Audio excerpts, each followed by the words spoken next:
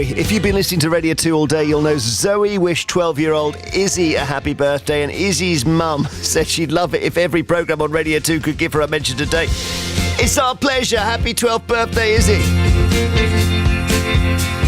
I love bringing on the next generation of Radio 2 listeners. All right, that's David Bowie. So, Medical Monday after the news is about, well, anything pets, really. Dogs, cats, lizards, snakes, flies. No, nobody keeps a fly as a pet, do they? Miniature pig, whatever it is. Do call. They're going to be on hand. Radio 2 smart speaker. Sounds app. 88 to 91 FM. BBC News at 1 o'clock. This is Anna Jones. A Russian-British critic of President Putin is jailed for 25 years. Parliament's watchdog opens an investigation into the Prime Minister and how one bollard is provoking fury in Oxford. The UK government has demanded the immediate release of one of President Putin's most prominent critics. A court in Russia has sentenced Vladimir Kara-Murza, who's a 41-year-old journalist with dual Russian-British nationality, to 25 years in prison. He was arrested last year, accused of treason and spreading false information, but the charges are widely seen as politically motivated.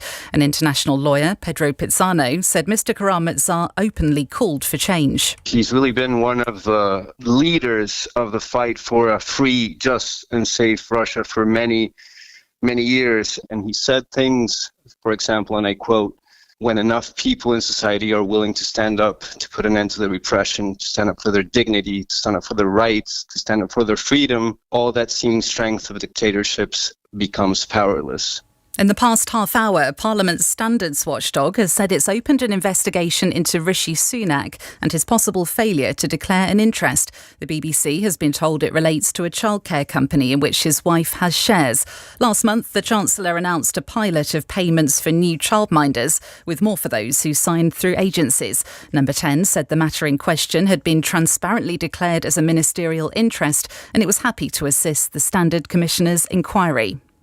The Prime Minister has admitted that it will be more challenging to cut NHS waiting lists because of strikes among health workers. Rishi Sunak has insisted he remains hopeful that waits of 18 months for treatment will be eliminated.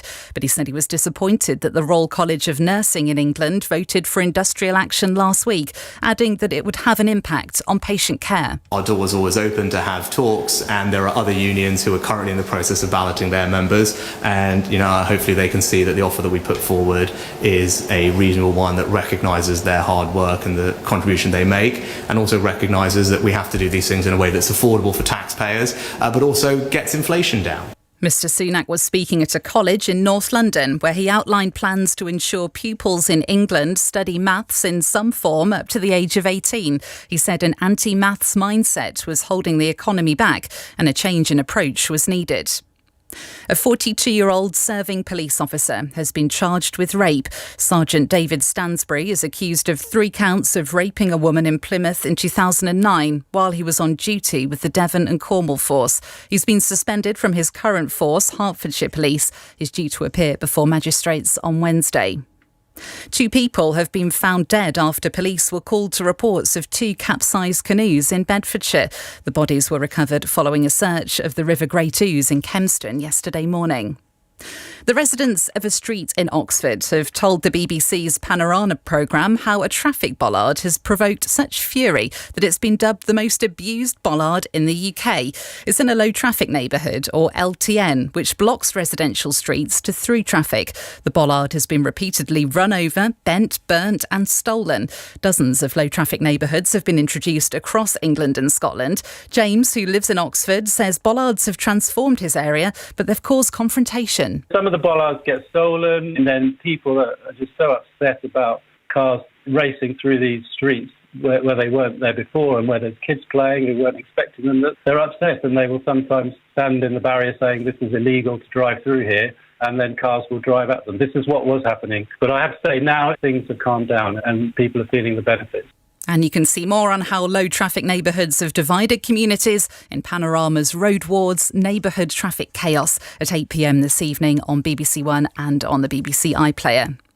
Researchers have found that air pollution causes harm to people at all stages of life, including reducing sperm count and damaging fetal growth. A report has looked at key evidence on the effects of the dangerous particles, drawing from more than 35,000 studies in the past 10 years. The government says it's consulting on a revised air quality strategy. And the most powerful rocket ever built is scheduled to take off on its first full test flight this afternoon. The SpaceX rocket and spacecraft, collectively known as Starship, are designed to be reusable. The owner of SpaceX, Elon Musk, has said the chances of success are 50-50. I guess like to just set expectations low. If we get far enough away from the launch pad before something goes wrong, then I think I would consider that to be a success. Just don't blow up the launch pad. And the weather, sunshine for most of England this afternoon, though eastern areas may stay cloudy. There could be the odd shower in Wales, Scotland and the southwest of England. And that's the BBC News. It's 1:05. In this half hour, pet problems. Listen live on the BBC Sounds app. But in the next half hour, have you ever made a rash promise you had to follow through? I'm thinking about this commentator who said that striker won't get 20 goals in a season, and he did. And the commentator now has to get a tattoo. You ever done anything like that? Are we happy?